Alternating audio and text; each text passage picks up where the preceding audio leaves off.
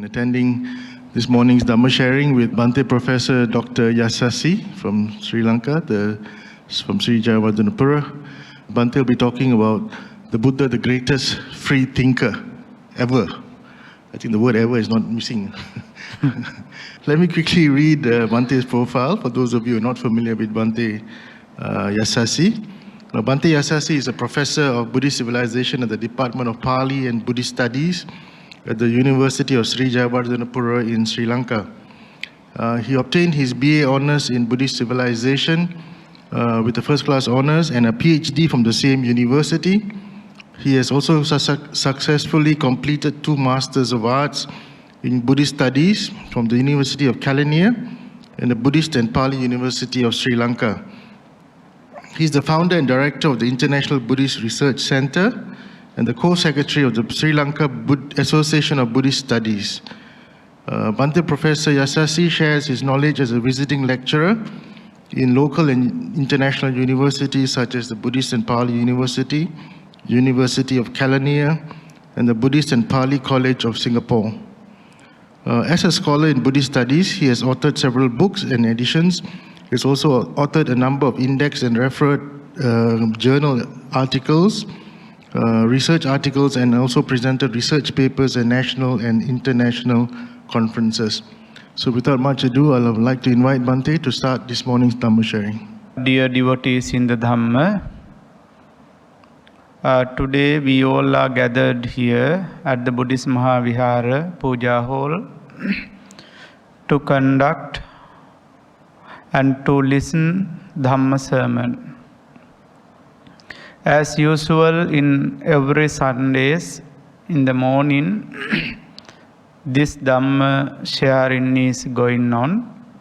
So today we are going to discuss about a very important topic with regard to our great master, the Sambuddha.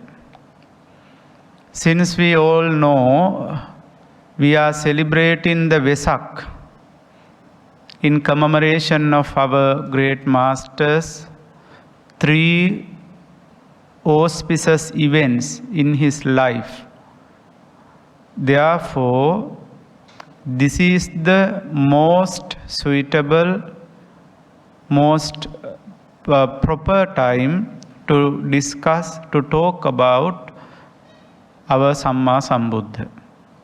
And also to remind the great qualities of our Sambuddha. Therefore, we decided to discuss this topic as one of the Dhamma sharings within this period, Vesak period. So the Buddha, the greatest free thinker, so that illuminating the Buddha among other philosophers, among other religious teachers, among other people who have ever born in the universe, Buddha can be considered the greatest free thinker ever born in the universe. That is why Buddha is considered a transcendent and superhuman being according to our expectation, our belief. So therefore, by discussing on the Buddha's teachings, the way that the Buddha has given to free thinking, freedom of thought, free will, and quest, as well as the investigation, we can clearly identify, understand how Buddha becomes the greatest free thinker. Why we need to study on these things? We are respecting to Buddha not because of the Buddha's, Buddha statues or some other objects that we are building instead of the Buddha. But we respect the Buddha because of the great qualities and great characteristics possessed by the Buddha. So that is why when we are learning much about the Buddha, we automatically identify the significance of the Buddha and how he differs from some other religious teachers as well. Then we can have more understanding, more faith, more devotion with regard to the Buddha. In the light of that understanding, we can move our life towards the Buddha's teachings. So then, why free will important? Before talking about how Buddha becomes the free thinker, why free will, free thought, freedom of thought, quest, the mentality of investigation, important as a Buddhist. Whether we are Buddhist or non-Buddhist, whatever the inclinations we have to maintain, to sustain the society, this freedom of thought, free will and investigation, the quest should be there. So therefore it is important to identify why free will is important. As we know, as human beings, we all are not same as each and everyone. We are diverse in our physical body, our mentality, psychologically, we differ from each other. So how our perspectives are also differs from each other, vary. Therefore, in such a situation, so that understanding the things, the phenomena properly, there should be a freedom of thought or free will. Since our perspectives vary from one another. So that is what the freedom of thought, why freedom of thought important. Look at these few pictures. What will you see?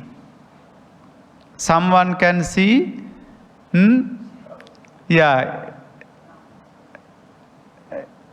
Any other? Can you see any other perspectives? There are two ladies, right? Can you see two ladies? When a person sees like a skull, right? Another one can see two ladies who are sitting over on two chairs, right? Look at both sides, here and there.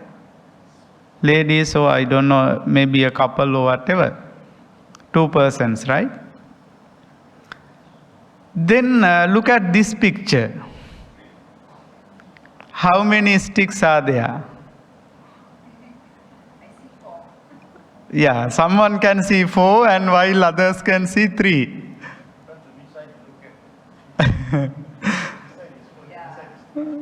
Yeah, that is a diverse perspectives, right? So if I say concretely, there is 4, right? What happens? Avoid that, we cannot see that is why freedom of thought, free will is important.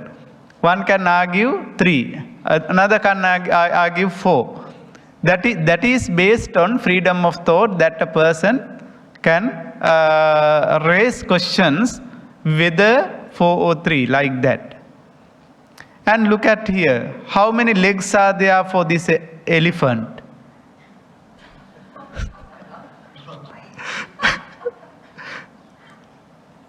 Just see diverse perspectives, right? Sometimes we can see that there are 4, right? And when looking at another perspective, we see 5, 6 or something like that. I also cannot really see how many legs are there. Then look at this picture. Someone can see that it is a kind of bridge. and a series of ships there, right? So diverse perspectives.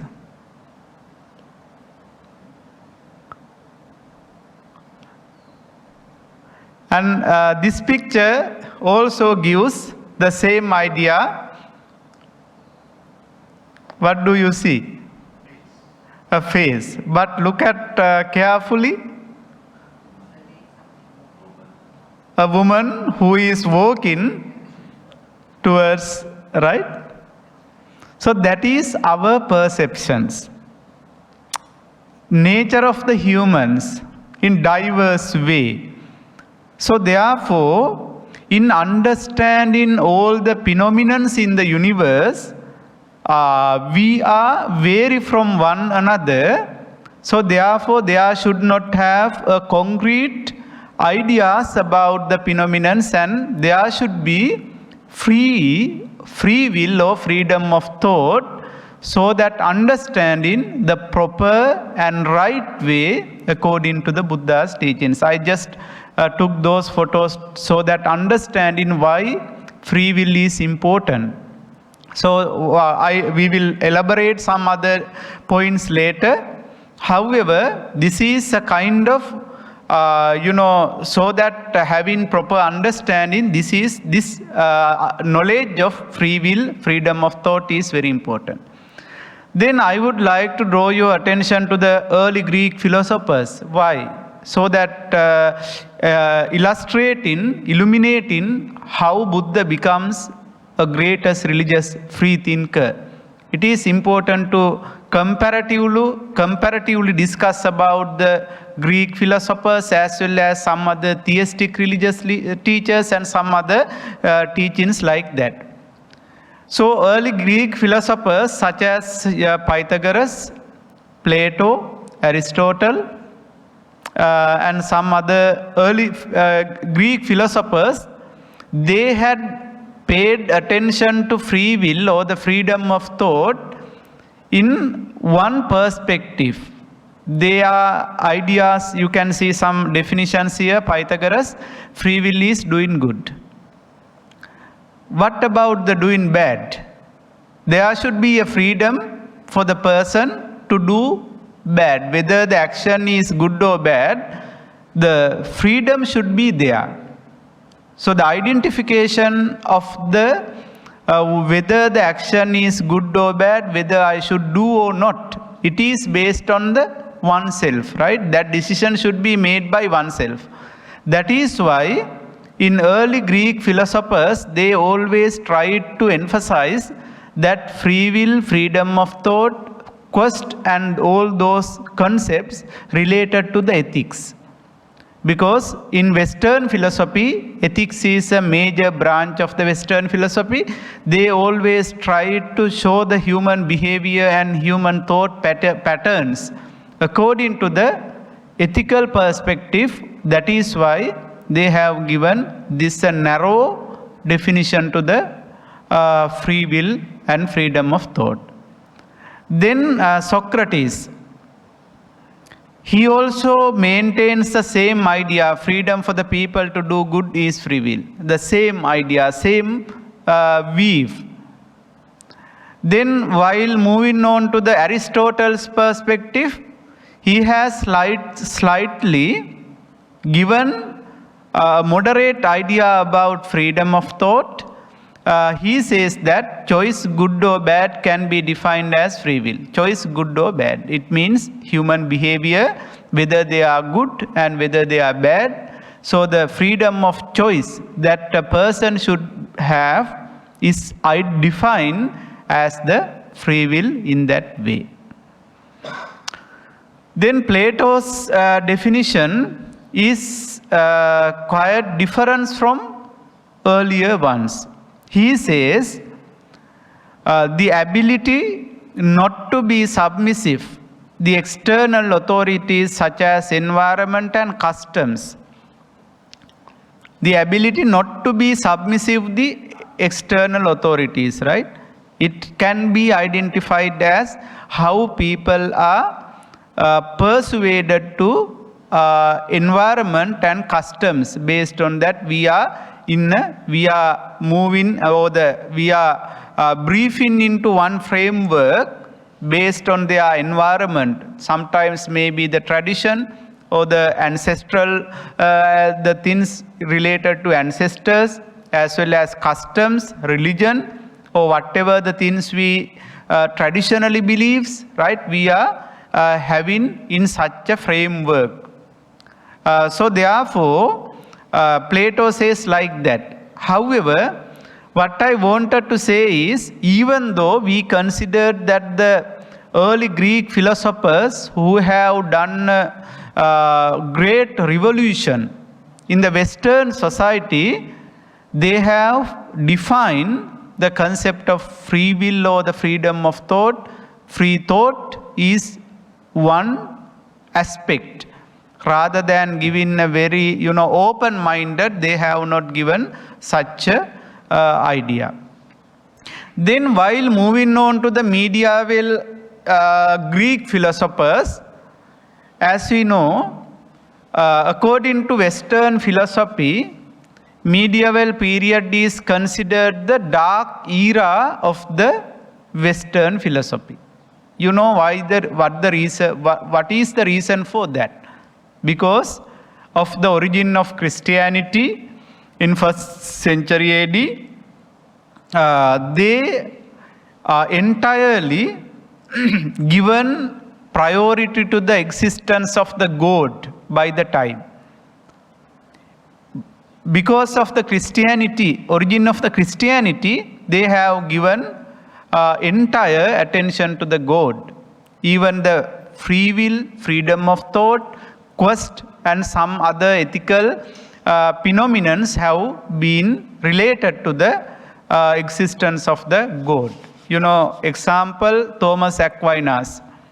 He is one of the medieval Greek philosopher who has defined freedom of thought as the freedom for people to engage in good activities for the sake of obtaining the praise of the God. How they have centralized everything based to the God, right? Whether the human action is right or wrong, whether they obtains the praise of the God, that is the freedom, free will, or the free thought, free thinking, like that. So that is why some other religions have maintained the idea what the God give, what the activities, actions that we can obtain the praise of the God, they are good, right? Even the jihad and some other activities we can see, since the God is satisfied with their behavior, even though thousands of people died, killed, passed away, they sacrificed their life, it doesn't matter, because the God praises and we can get the praise of the God. So that came into existence after the medieval period, how it is going on.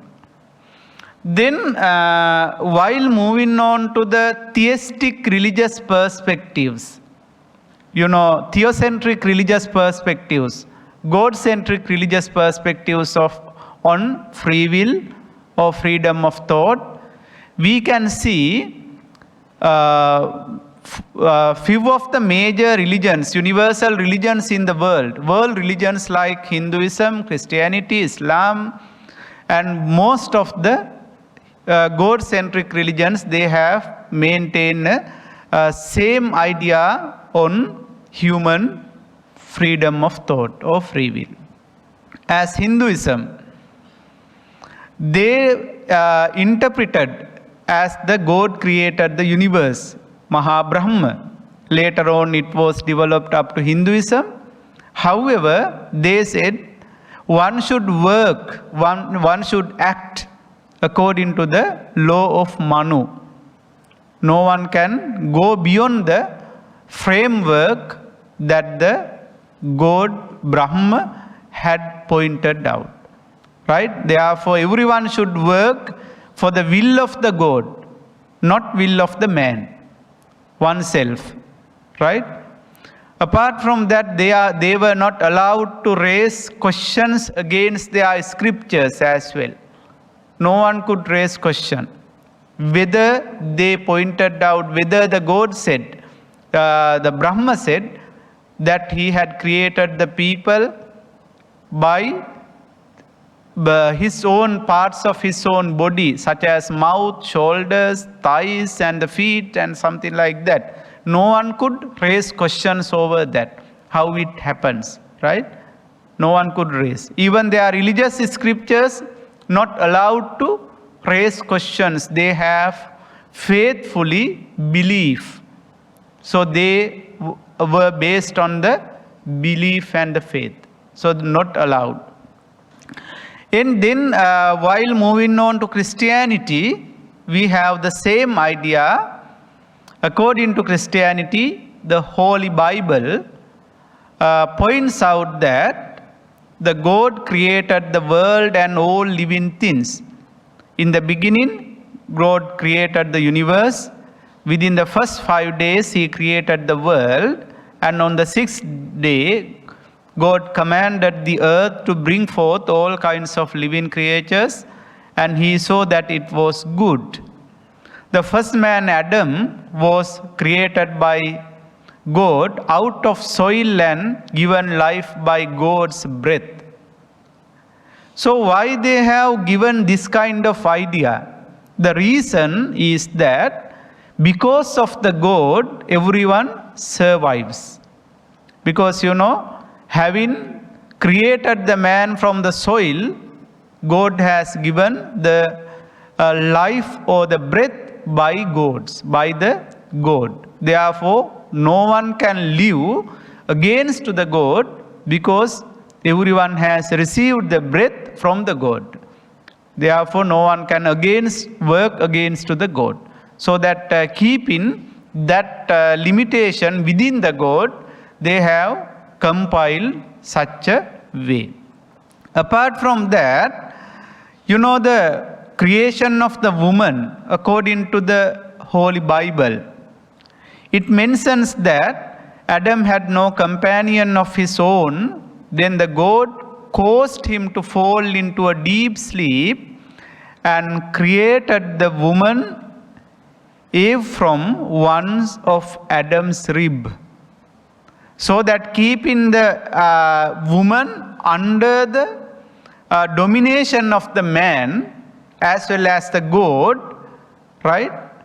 It is mentioned that they have created the man from a rib of the Adam, the man. So then the woman had to be obeyed in two aspects. One is for the God. She had to be obeyed for the God, and also for the man. So the God domination and man domination, right? So in those two aspects, there should be accordingly. Therefore, no given such a freedom for the woman as well. Then while moving to the Islam, we can see another perspective on that. Holy Quran says the God Allah created the man from the clay first. And then he created you from dust and from a sperm drop, then from clotted blood and a lump of flesh, both shaped and unshaped accordingly. Now here what I am trying to say is that in all those religions, theistic religions, God-centric religions, they wanted to keep the people under the authority of the God, rather than giving them free thought, free thinking, free will, freedom of thought, right? That is why even today, no one can raise questions. No one can question about the God as well as the great, holy scriptures of those religions, right? So everyone should believe maintain faith over their religion, their idea. But while moving to the Buddha's teachings, Buddha is completely different from such a religious teacher, because in entirely the Buddha as a human being, he tried to show his supremacy not as a divine being but as a human being.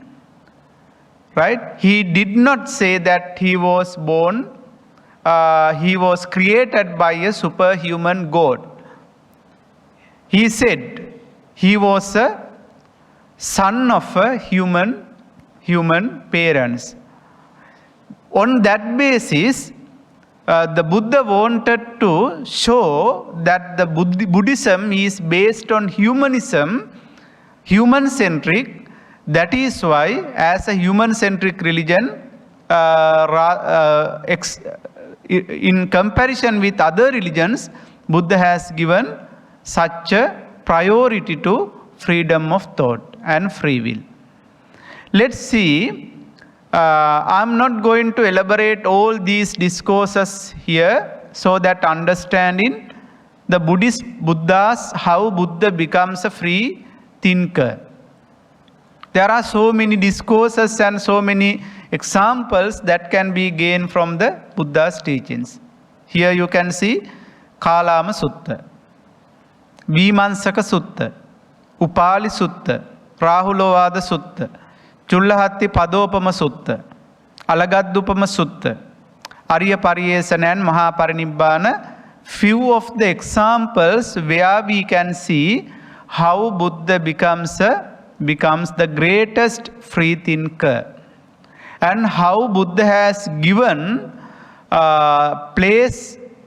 given priority to freedom of thought according to the Buddha's teachings. That is very important while comparatively study on the with other religious teachings as well, how Buddha has given priority to freedom of thought is very important.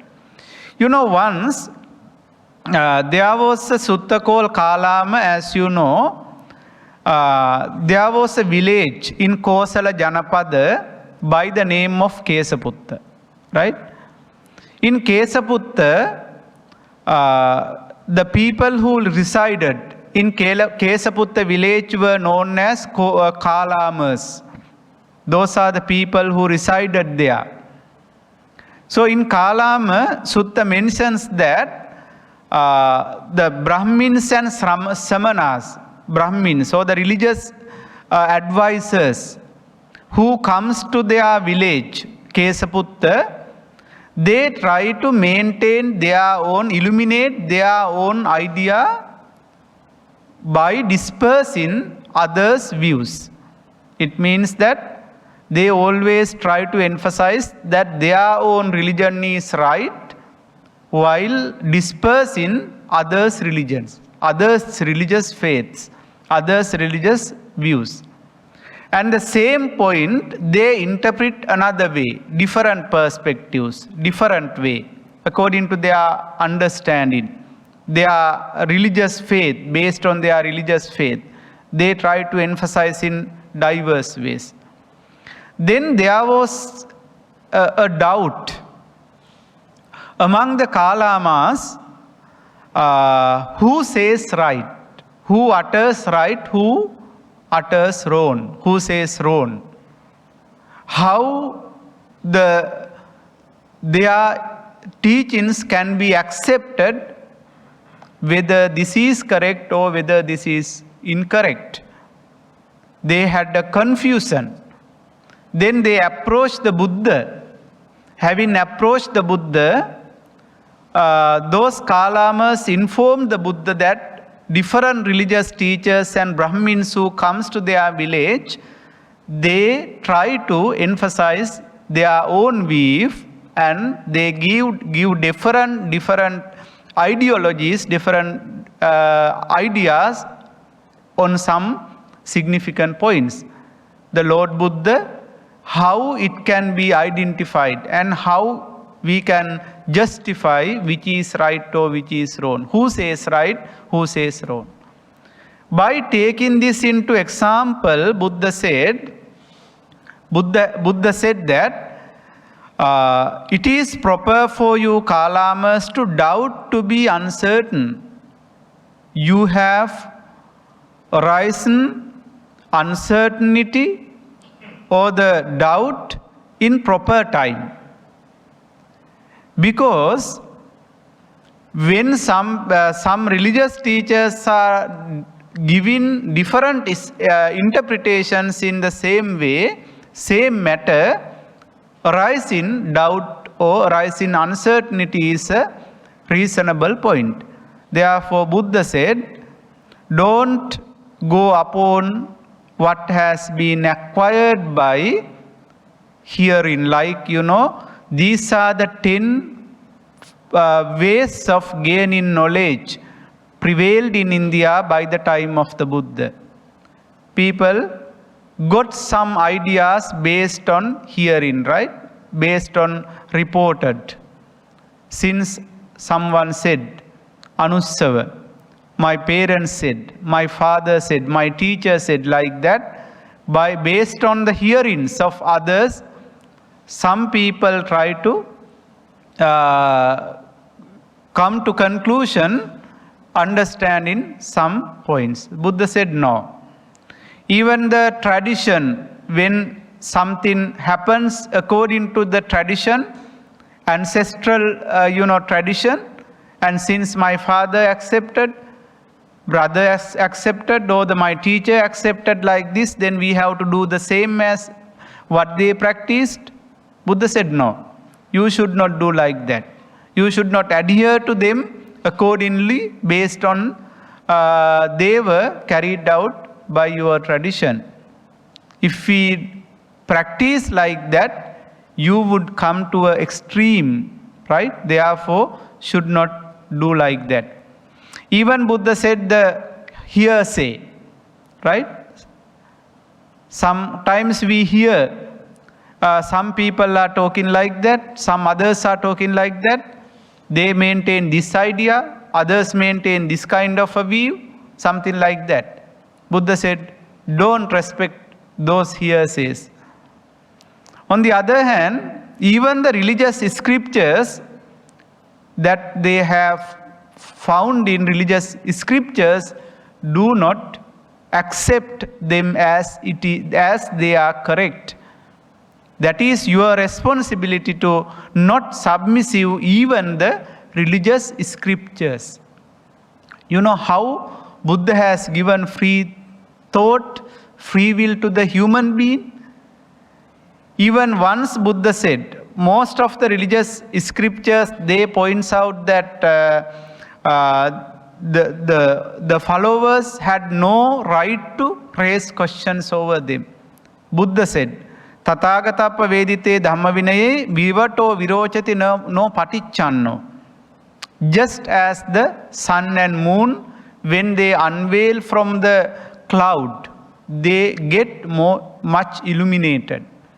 In the same way, Buddha said, when the Buddha's teachings are disclosed or the uncover, while that extent Buddha's teachings are making illuminated, right? Therefore, one should always try to illuminate the Buddha's teachings not by hiding them but by unveiling them or the discovering them, disclosing them according to the Buddha's teachings. Then there are some other things like logical format, inference, mere appearance, seeming ability or agreement, consideration, and even the recluse, the one who uttered, is my teacher, is my master. Even what the Buddha said, one can argue on those teachings, right? That is how Buddha has given freedom of thought. Even the Buddha's teachings, right?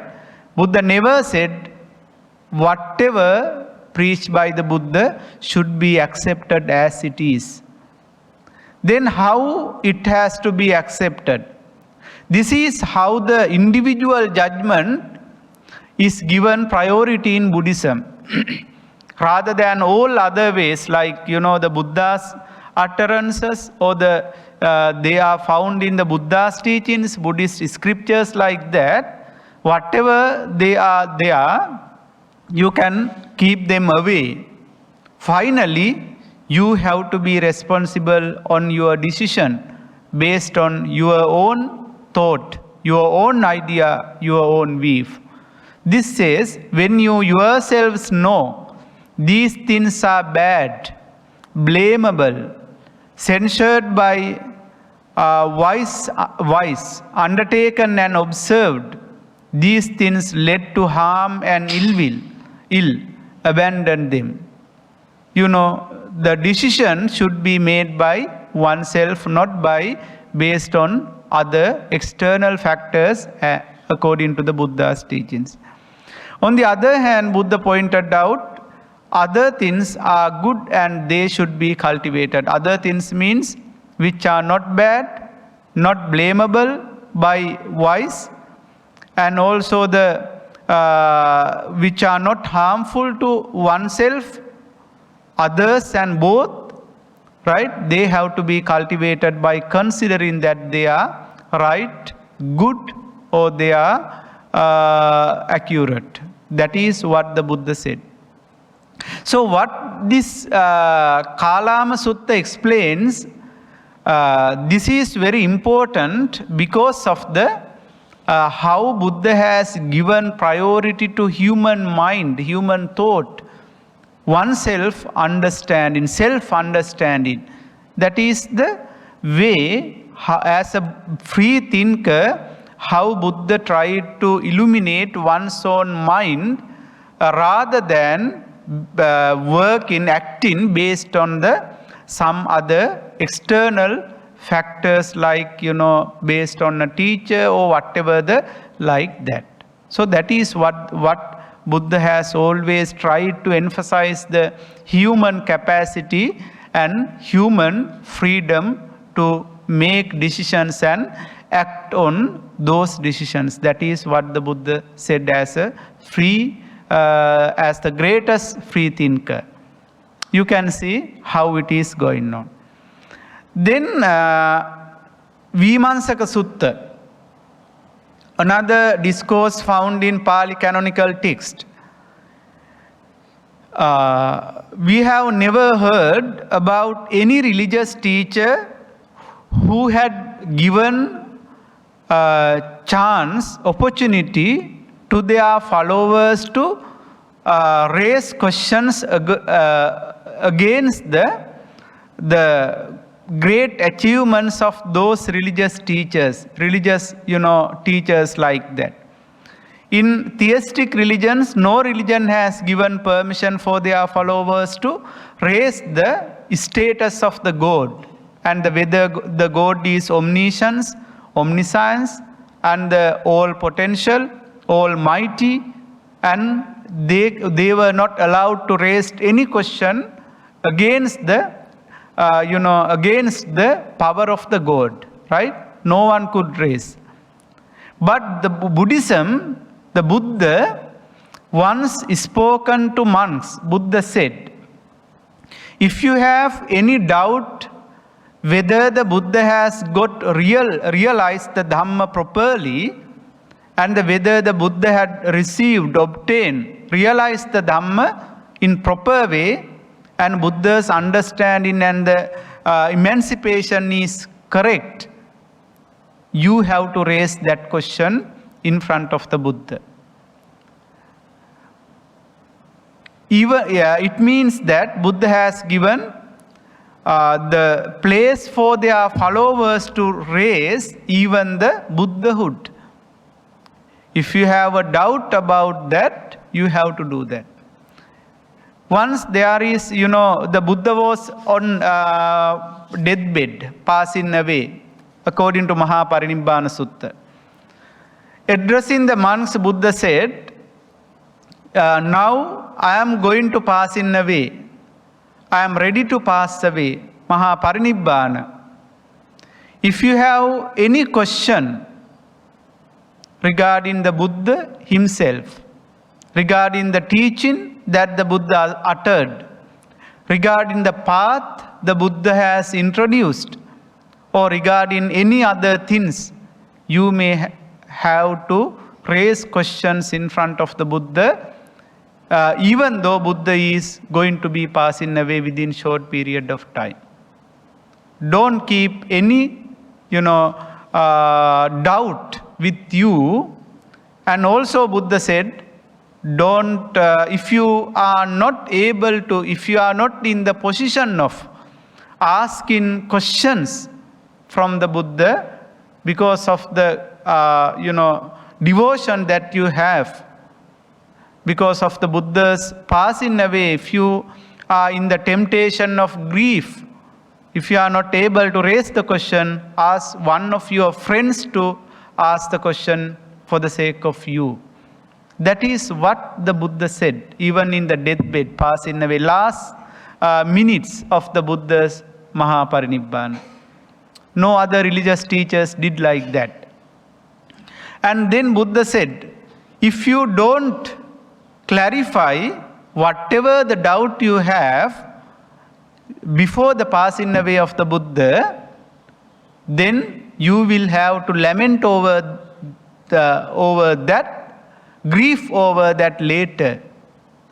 Right? Therefore, you have to do that like that. Buddha persuaded his disciples to do in such a way. You can see how he had paid attention to the given place to free will and freedom of thought for his disciples. So in Vimamsaka Sutta, this is considered the greatest and the most important Buddhist discourse, where the Buddha has given permission for his followers to raise questions against the Buddhahood and the enlightenment of the Buddha. Right? No other religious teacher or no other philosopher has given this kind of a place. On the other hand, in Alagadupama Sutta, Alagadda means the raft. Raft, right? The discourse on taking the simile of the raft into consideration. Once a person is going through extreme, like a water, huge water, the water flow. At that time, when he comes to nearby the water stream, he shows that Tidasho is more peaceful and don't have afraid in Tidasho in comparison with higher show. Then he thought, he was searching here and there whether there is an alternative for him to go beyond the Tidasho. Since the Tidasho is more pleasant and peaceful, not frightened, then he could not find any of the boat or whatever to cross over the water. At that time, this person tried to create a raft by collecting branches and also the creepers, also some other things that are required. By collecting them, he created the raft. Having created the raft, what he did was he tried to cross over the shore. Then finally, he was successful and he crossed over the shore and he reached to the Tidar shore, from Hither shore, higher shore, and then finally he escaped his life.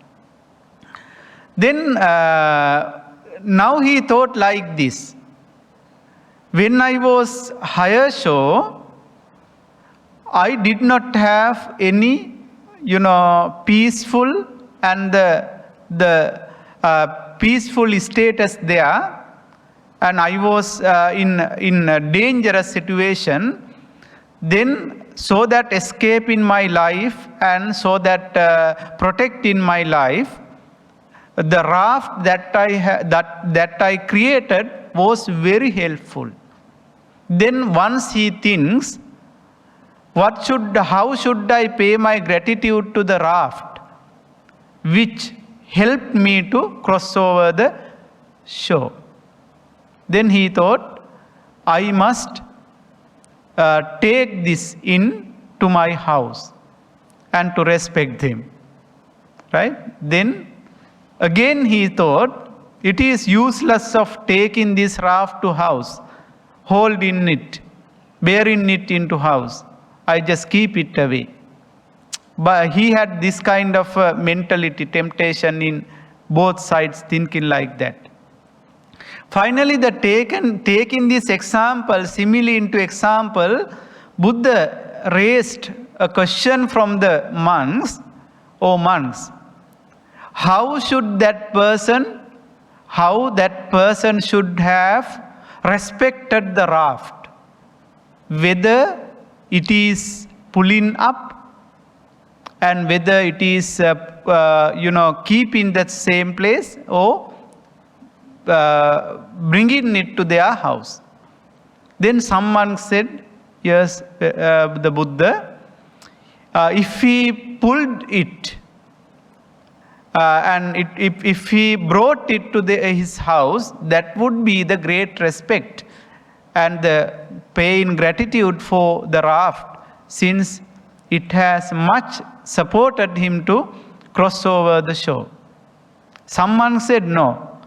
If he put it there, left there, and that is the proper way. Then finally Buddha said, I would say, if you practice my teaching, the Buddha's teachings, if you try to use the Buddha's teachings to cross over the shore in the samsaric life, samsaric existence, the Buddha said, you should not even hold the Dhamma, since the Dhamma supported you to get deliverance from all the cankers. It means to attain enlightenment. Just as the person who left the raft on the bank of the river just after crossing over the water, in the same way, you should not hold even my teaching. You have to leave my teaching just after crossing over it. No need to have some kind of, inclination even to my teaching. Right? So what does it say? On one hand, Buddha points out, you should not respect, you should not even believe my own Buddhahood as the teacher with the devotion. You should not think like that. In the same way, Buddha said, you should not hold on even the Buddha's teaching. Whether the Buddha's teachings can be raised raise questions over the Buddha's teachings, and just after using the Buddha's teachings as the way of enlightening, you should not hold it over. That is what the Buddha said in Alagadupama Sutta. Buddha said, you should give up even the teaching that should be known, and what about that which should not be known. That is the comparable, or that is the simile of the raft used by the Buddha, showing the freedom of thought and free will among the to his followers. Now you can see, unlike other people, other religious teachers, contemporary philosophers, how Buddha discovered a new thinking pattern right? By the Buddha himself as a new discovery, as pointed out by the Buddha. Another example, the Upali Sutta. You know that the story, right? Once a householder known as Upali approached the Buddha, and he was one of the faithful followers of Niganta, Nathaputta, right? Then he approached the Buddha with the intention of defeating Buddha by making arguments. What happened was, just after looking at the Buddha, he had completely surrendered, and listening to the Buddha, he became a faithful follower of the Buddha. Once he devoted to the Buddha, he asked the Buddha to accept him as a Buddhist follower. Buddha said no. A person like you should not accept, should not embrace Buddhism at once without having proper understanding and proper thinking. You have to think much to make decisions, Buddha said. Then secondly, the Upali householder requested the same. Thirdly, requested the same. When the Buddha refused 3 times of his request, because Upali had so many followers by the time, Buddha did not want to want them to be, isolated by Upali to allowing Upali to embrace Buddhism. Then finally, having rejected 3 times, while Upali was pleading the Buddha again and again, so that accepting him as a teacher, Buddha said, okay, I will do that. But you should remind, your house has become a shelter for the Niganta teachers for a long time. You had given dana to Niganta priests earlier. If you agree to continue them in your house, giving dana to Niganta priest, I will accept you as a religious teacher, as a Buddhist follower. You know how we can see how Buddha had considered about others, other religious faiths as well. On the other hand, how Buddha has given 3 times for Upali to think again and again. Right? That is the Buddha's way of as a free thinker. Always given that opportunity to the person who is willing to make decisions by the Buddha himself, without making any kind of troubles to them, without making any of the any kind of barriers to them. Buddha had given such a permission. So in the same way, there are so many discourses where we can see how Buddha had given. In Rahulavada Sutta also, Buddha has asked Venerable Rahula to introspect 3 times before you act. Right? That is what the Rahulavada Sutta mentions. Before thinking, before doing something, you have to think 3 times. Doing this bodily action, will I be troubled? This is very important. The criterion of judging over your works, your acts as well. Doing this bodily action, will I be troubled? You have to be considered, taken into consideration. Whether who asked you to do something, you should not adhere to them. You have to think by your own view. You have to think your own idea. And secondly, doing this bodily action, will others be troubled? That is also has to be taken into consideration. And thirdly, doing this bodily action will both be troubled. These three are the three main criterions that a person should be taken into consideration with before doing bodily, verbally and mentally actions. Both three bodily actions, verbal actions and mental actions. So always we have to be, we should try to maintain this mentality, so that if there is no freedom of thought, no one can see like that, think like that.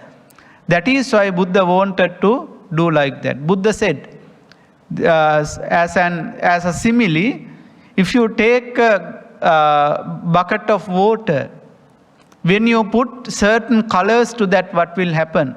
Can you see your reflection on that? Venerable Rahula said, no, Lord Buddha, cannot.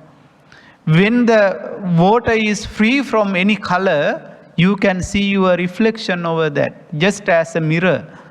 Buddha said, in the same way, when you are having some other external ideas, you are in the submissive to other external things, definitely you cannot really understand what is right and what is wrong. Therefore, just as the free bucket of water without mixing with any color, you should try to maintain your mind. That is how we should train our mind, right? Then in the same way, we have to think these criterias before we are acting. That is very important, so that making decisions also, right? Sometimes we make decisions make others trouble sometimes for ourselves and both. So that is very important. So what I wanted to say is, then Buddha said, there are so many teachings in the Buddha's teachings. So in Buddha always pointed out one should act according to one's own idea. As a free thinker, he always tried to show the real path. And through that, what Buddha wanted to do was, Buddha wanted to make us a positive thinker on one hand, rather than a negative thinker. So the Buddha's teachings leads us, right, to think like this, right, positive way. Take up one idea just as the Buddha and make that one idea your life. You remind the Buddha's character in this way. Think of it, dream of it, live on that idea. Let the brain, muscles, nerves, every parts of your body be full of that idea. And just leave every other ideas alone. This is the way to success. That is the way great spiritual giants are produced. So Buddha, having taken the Buddha's life into consideration, this is how Buddha had instructed us to attain certain achievements by making such a very determined intention. So why Buddha has pointed out like this? Because we don't have anyone to deliver, anyone to escape or make ourselves to be released, or there is no. On the other hand, Buddha said, one should not expect reaching one's goals by mere prayer or wish. Sometimes some other religious teachings as well. If you want to achieve something, you have to do more prayer, more wishes, right? Whatever you pray, how times you pray, you will gain prosperous accordingly. Buddha said no. It cannot happen. It never happened. As instance, Buddha pointed out 5 desirable, pleasant and agreeable, but rare things in the world if you want to achieve them, they cannot be achieved only by prayer or only by wish. Long life cannot be taken by prayer. Beauty, happiness, fame and good health. These are the desirable, pleasant and agreeable 5 things in the world which we all are expecting to achieve, expecting to maintain, right? But they cannot be achieved only by prayer according to the Buddha's teachings. That is why Buddha said, I do not teach that they are to be obtained by prayer, ayachana hetu, or by wish, pattana hetu. Ayachana hetu means by prayer, pattana hetu by wish. If one could obtain them by prayer or wish, who would not pray or wish for them? Right?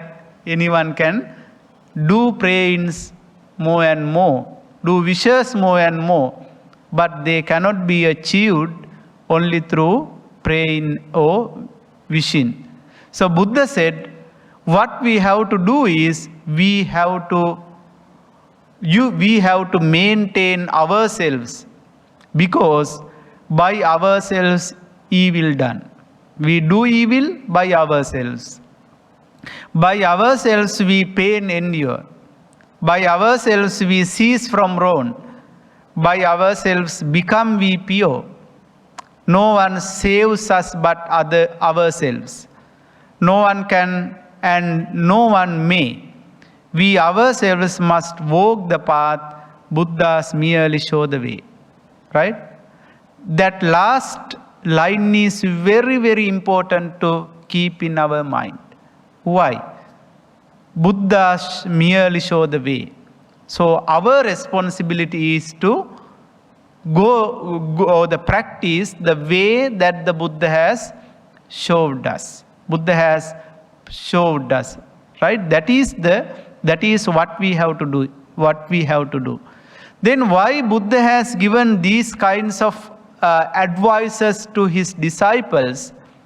Since the Buddha, as a free thinker, he wanted to make his followers just as the Buddha, those who are maintaining free thought, free thinking.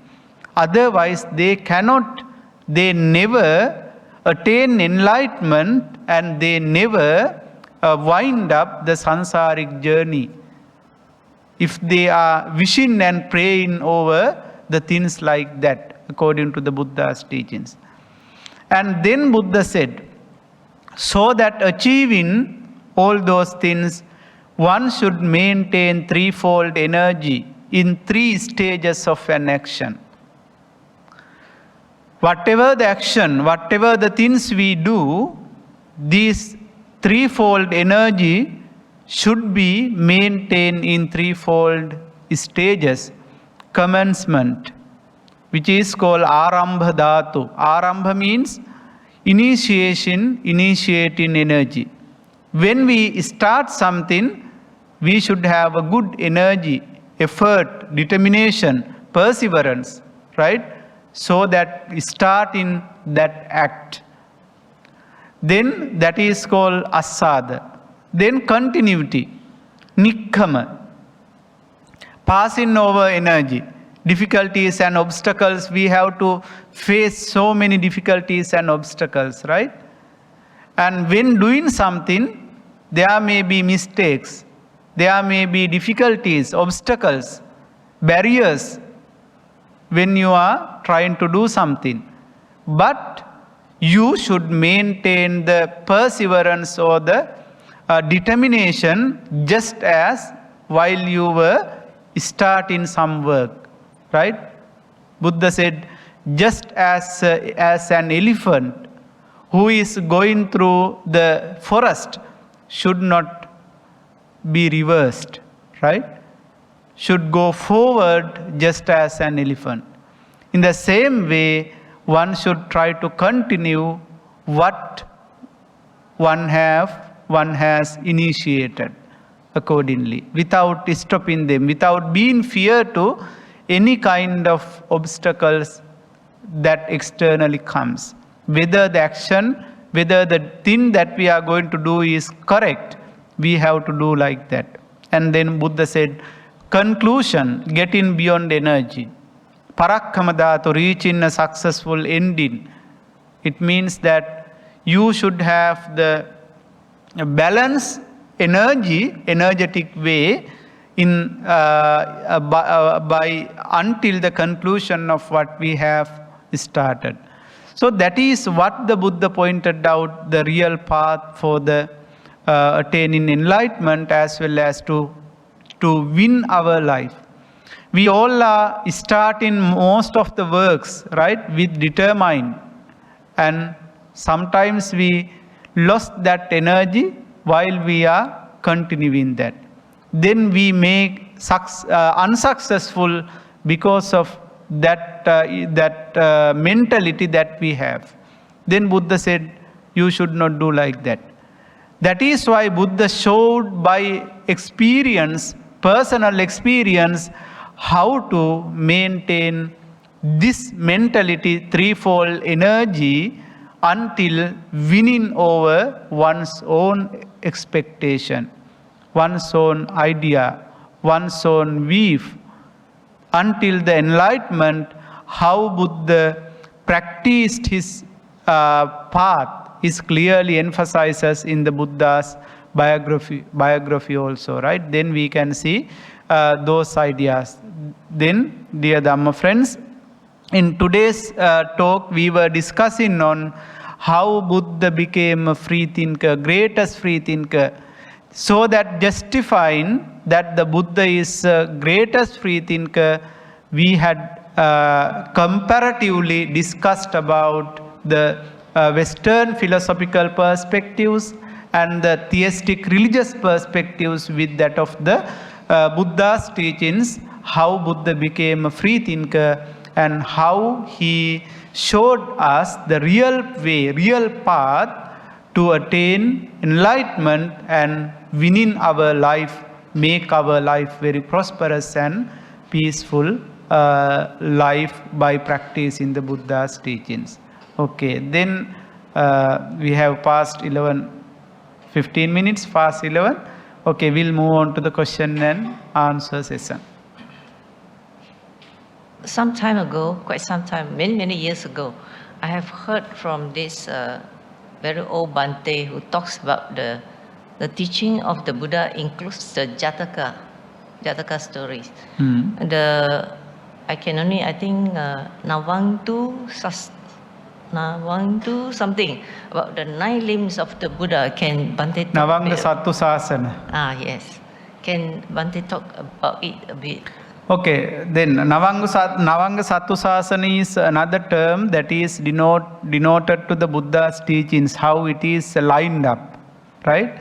So basically, when the Buddha's teachings were classified into gathering into different ways like that, Navanga Sattu Sasana is one of the ways that the post what we call the eruditors, like the bhikkhus who after the first Buddhist council, when the bhikkhus were collecting the Buddha's teachings, they have made a classification on the Buddha's teachings into Navanga Sattu Sasana.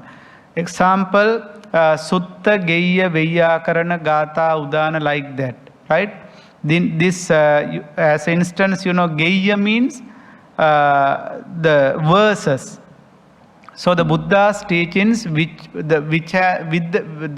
the teachings that the Buddha has uttered, by using the method of verse, they have categorized into Geya category, right? Then Jataka belongs to another category out of the 9. Then it is related to the birth stories of the Buddha, previous birth stories of the Buddha.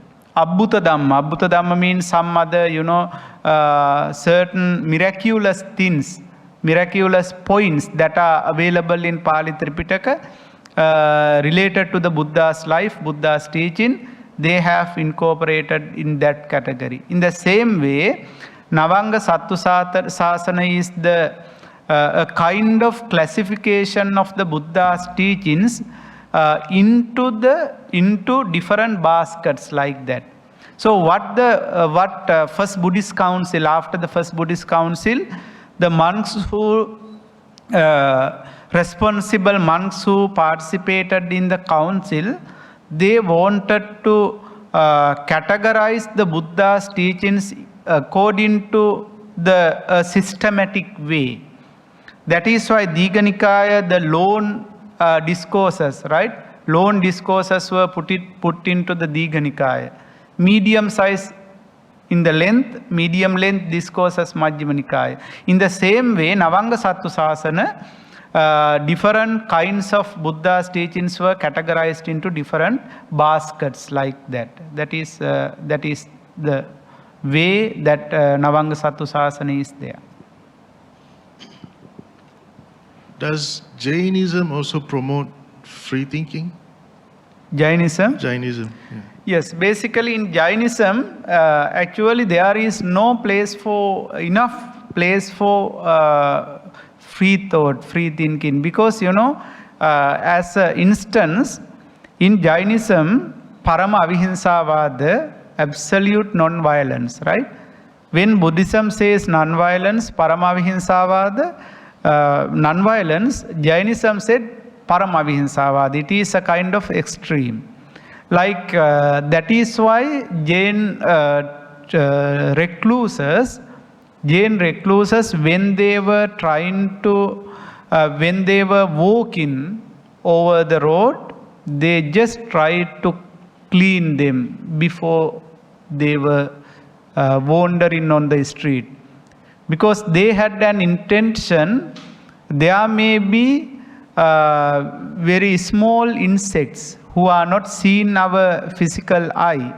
They may pass away, they may die because of their walking, and therefore they did like that. However, in fundamentally, as far as concerning the Jainese teachings based on their religious scriptures, they have given some extent freedom of thought for some extent for their followers, rather than in comparison with other religious teachings. Because as instance, the karma teaching of Jainism, they said kaya danda, vachi danda, mano danda. Karma is known as danda. Out of them they have given priority to kaya danda. Kaya means the bodily actions, right? In Buddhism, priority has given to mano kamma, right? Mental actions. Then the reason is, the mind is forerunner. And Chetanaham Bhikkave Kammang Vadami, the volition would be the kamma, whether they are bad or right. It depends on the volition that caused to do that kamma. But in Jainism, bodily action. What I wanted to say is, when bodily actions become priority, it has not given such a freedom of thought by giving priority to human mind. But according to their teaching, their ideas, for some extent, they have given freedom of thought for their followers, but with some limitations. Yes? I remember our late chief, Kesri Dhammananda, has mentioned that Jainism is only religion similar to Buddhism, which is not talk about a creator God. Yes. You mentioned that. Yeah. All the religions, something to do with the all-powerful God. Yes, correct. That's correct. Because in comparison with all other world religions, right? Universal religions, now we are living today, we have some other religions like that. Even in the contemporary to the Buddha, out of other religious faiths, Jainism became similar to Buddha's teaching. Jainism became the human-centric religion. Because by the time Jaina Mahavira became 24th religious teacher by the time of the Buddha, it is more historical than Buddhism. So the thing is that even though Jainism, there is no argument about that, it was a human-centric religion actually. The thing is that how they practice certain teachings are differ from Buddhism. As instance, as far as concerning 5 precepts, right? In Buddhism, Panatipata, Adinadana, like that it says. Then Jainism, it is the same concept they introduced. They had their own concept as virati. In the out of the 5, first 4 are similar to Panchasila, and the last one says Sarva Virati. Right? Sarva Virati means abstaining from all. It means that it is a kind of extreme, anta. Right? Because of their main teaching was the Parama Avihinsava, the absolute non-violence. Based on that, they had incorporated all the things into the 5th one. In the same way, there are some differences between Buddhism and Jainism, even though both are belongs to the same category as human-centric religions. So as you pointed out, that is 100% correct, but the way they have defined certain certain phenomena, certain concepts is differ from each other. As Brother Leslie pointed out, whether the Jainism gives the place for freedom, yes. But there are certain limitations how they have given. Not like the Buddha. Buddha is completely given freedom of thought to in his teachings, as well as the Buddha's personal experiences through his biography and so many ways like that.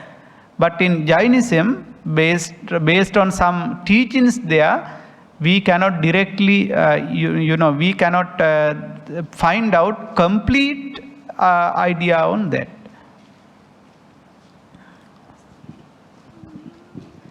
Bhante, today's modern generation, they don't believe in following any of the teachings. They call themselves free thinkers or atheists. What are your thoughts? That means they don't follow any of the... what they say is just do good, avoid evil. So that is one of the main questions we have, right?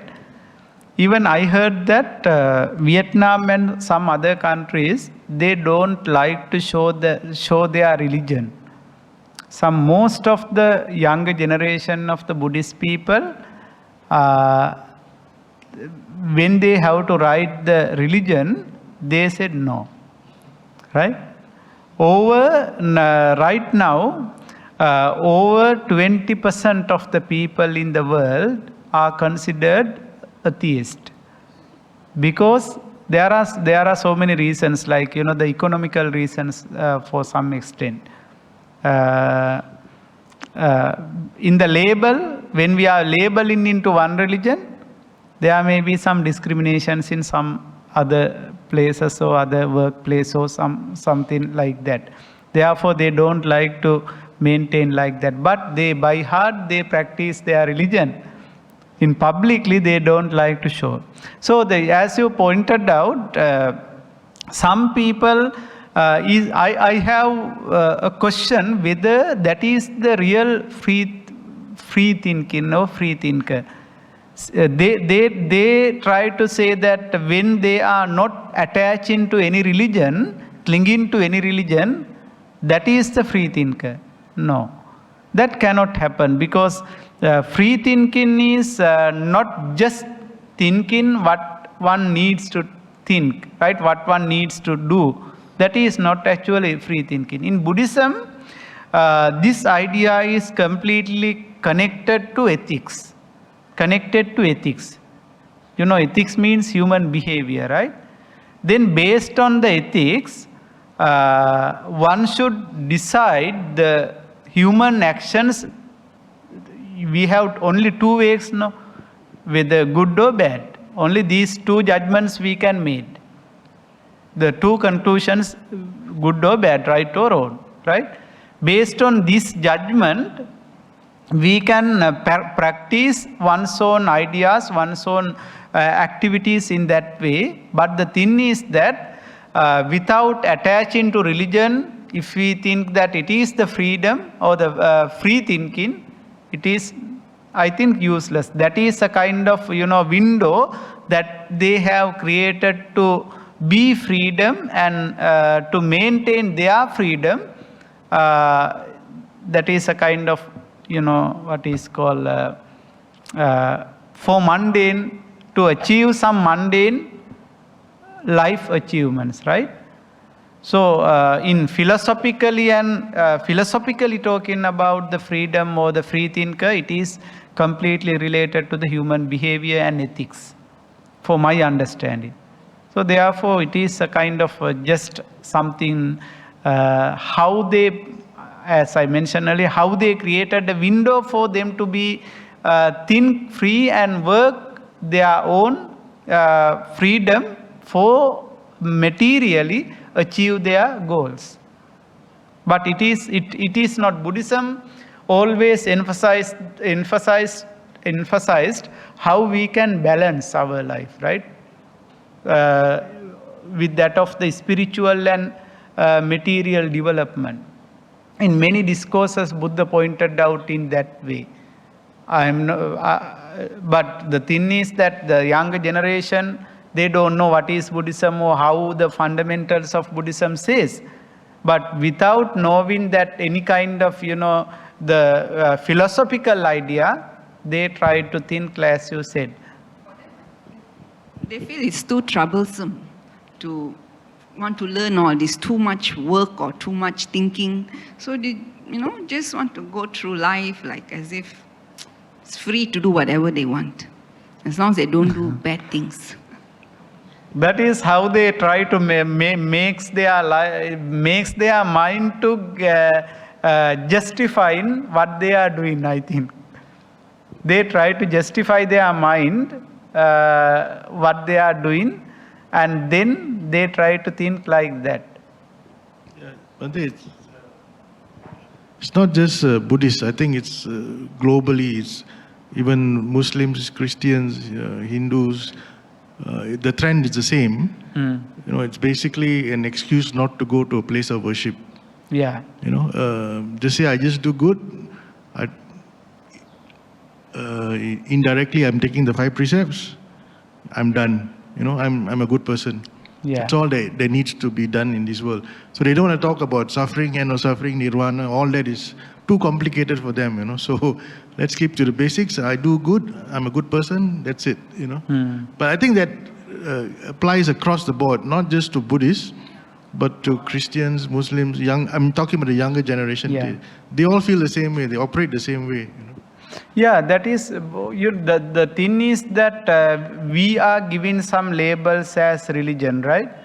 So the ethics is universal.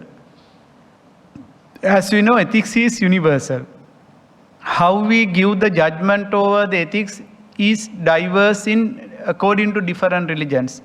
So when we are talking about violence as unethical behavior, in Islam, sometimes they try to emphasize that jihad is a kind of the greatest ethical behavior of the individual in the name of the God, right? So that is how in religious labels we try to interpret in different ways. But as you said, globally, That is correct. But the thing is that this kind of idea, if people makes decisions on thinking like this, based on this kind of universal, criteria, that is good. So the whatever the religion they practice, whatever the ideologies they are maintaining, it's okay. No need religion, no need to practice religion. But if they work based on a universal, the criterion like this, that is okay. But now I think we all are complicated in that sense, right? Because, even I myself, I don't like to preach about dukkha. The reason, most of the people don't like. They are not expecting, like they don't happy to when we are talking about the lakkana, threefold characteristics, anicca, dukkha, anatta, they don't like. Because why they don't like? When we are talking about something like we will die, we passed away, we are suffering, like whatever the things, they think that is an obstacle for their that is an obstacle for their happiness, right? Yeah, present happiness. They don't like. Then what I am trying to, even in Sri Lanka, when I am doing some Dhamma talks, I try to do something like, positive thinking, how to maintain the positive ideas and some other thing, or how to manage our life, how to balance material and spirituality, something like that. Yes.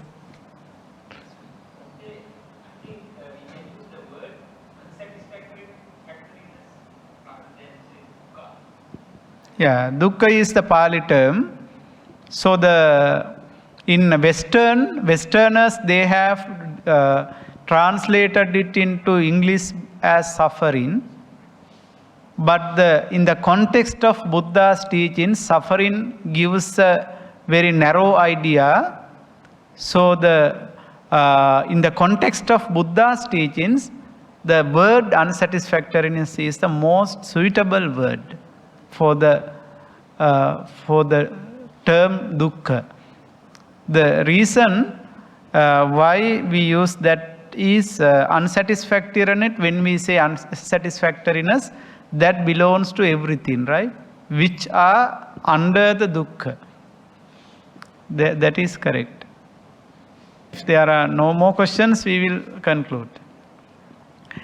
Okay, then let us, now we are at the end of the Dhamma sharing today.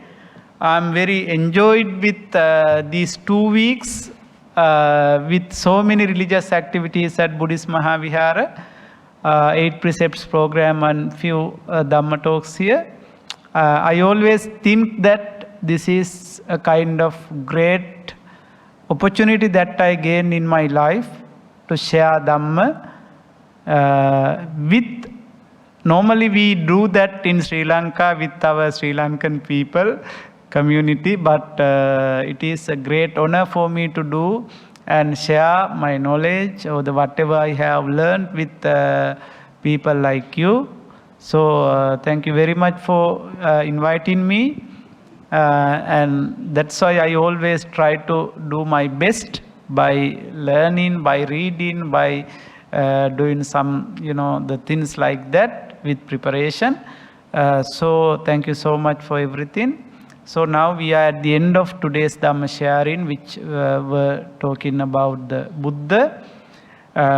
This is, as I mentioned, this is a proper time for talking about the Buddha and illuminating the Buddha's great qualities, so that making our mind more faithful and more devotion towards the Buddha as one of the greatest religious teachers. Even thinking of the Buddha makes our mind joyful, right? Makes our mind very serene.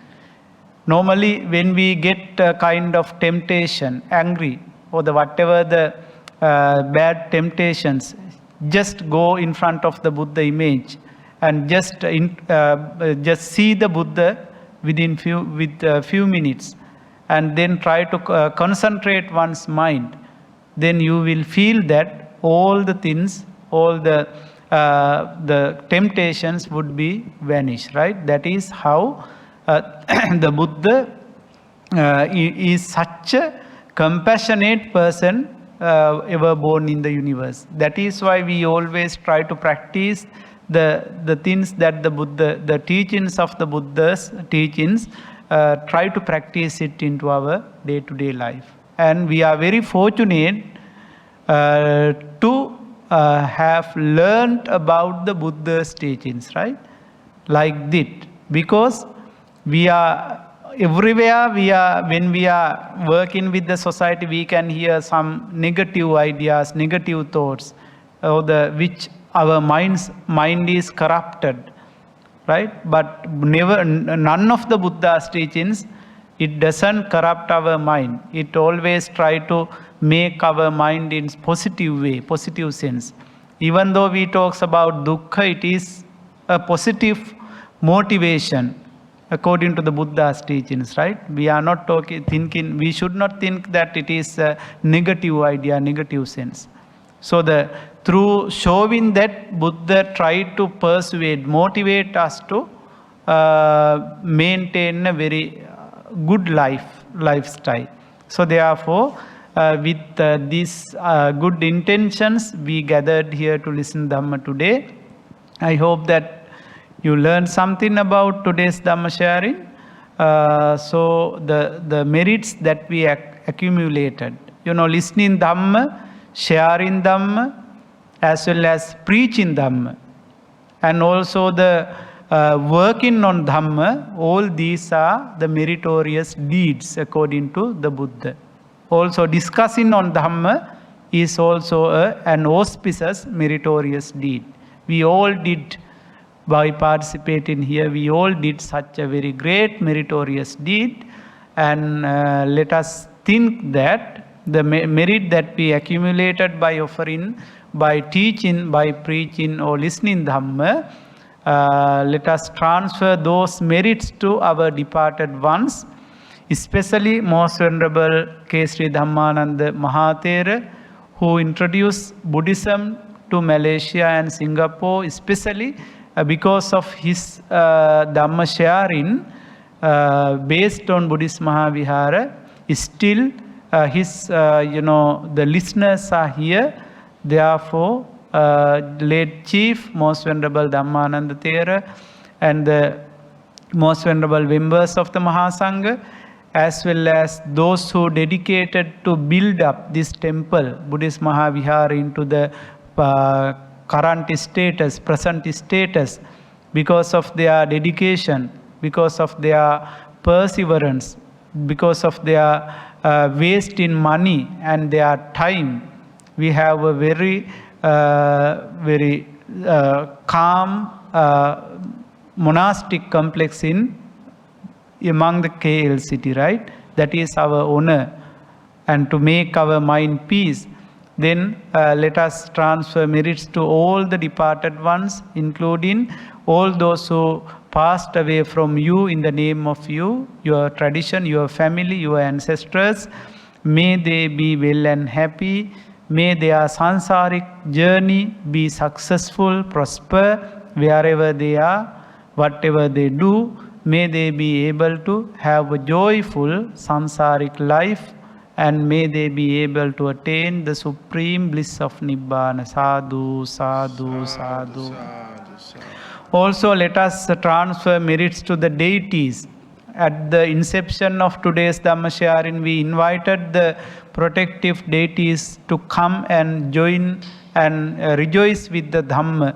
Then let us transfer merits to the deities who gathered here, who are safeguarding our life, our country, our family members. May all the deities free from, may their divine status be successful, and may they find peace, happiness, prosperous, and may they be able to attain enlightenment. Sadhu, sadhu, sadhu.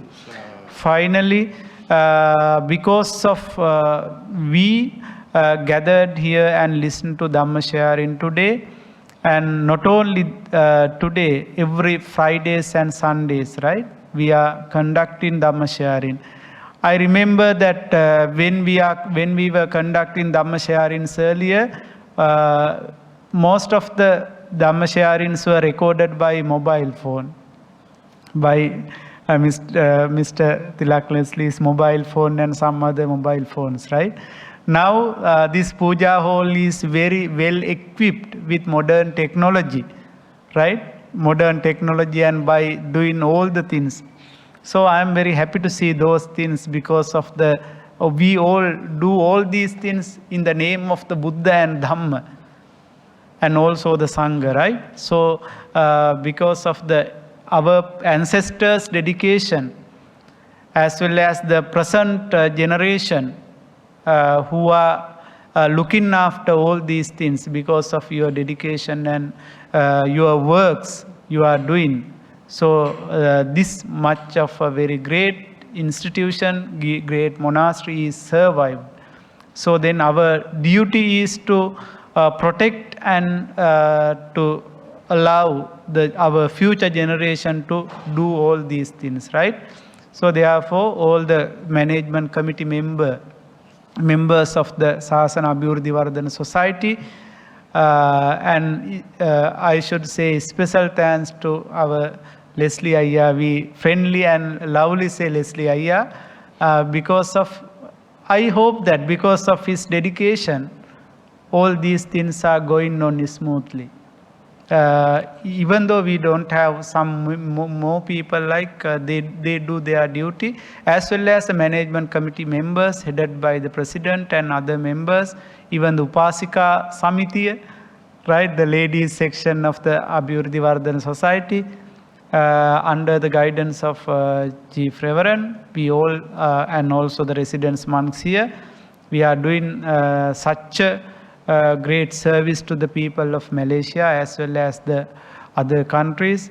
Even once I met one Upasika who came to observe 8 precepts, who had heard my Dhamma talks via YouTube, and she said, "I'm very happy, Bhante, seeing you physically today, even though I heard your Dhamma talks in YouTube."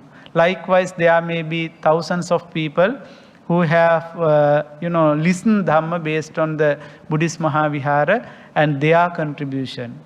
What you have put into YouTube, there may be thousands of people who are rejoicing with that, right? So that is one example.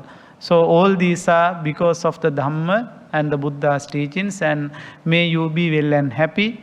May your family members, your relatives, and all the well-wishers to you and your families and this temple, may their life be successful, prosperous, as well as may you have long life to protect Buddha Sasana, and finally, may all of us be able to attain the supreme bliss of Nibbana. Sadhu, sadhu, sadhu.